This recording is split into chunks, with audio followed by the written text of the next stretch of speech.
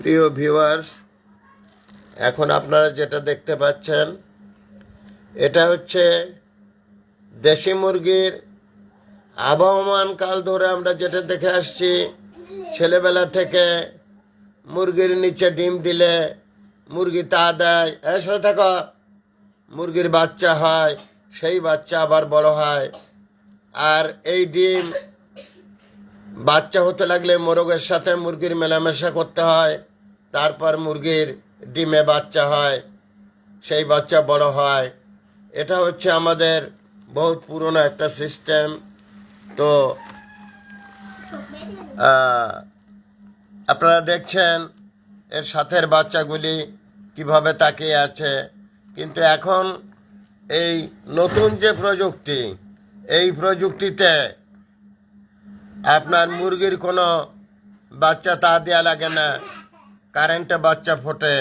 আর এটা হচ্ছে আবহমান কাল ধরে আমরা ছেলেবেলা দেখে আসছি। মুরগির পেটের নিচে বাচ্চা থাকে, মুরগি তা দেয়, মুরগি তা দিলে মুরগির বাচ্চা হয়।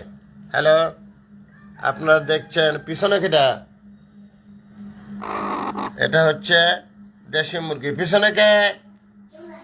হ্যাঁ, এটা হচ্ছে দেশি মুরগি, এর বাচ্চা আপনারা দেখছেন।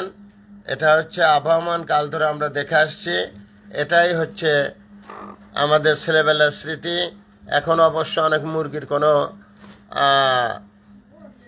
এমনিতেই হয় বিদ্যুতে, কারেন্টে, যেমন পোলট্রি, তারপরে সোনালি, রূপালি, বহুত রকম মুরগি বের হয়েছে। কিন্তু এটা হচ্ছে আমাদের জীবনের, আমাদের ছেলেবেলা থেকে দেখা সেই মুরগি।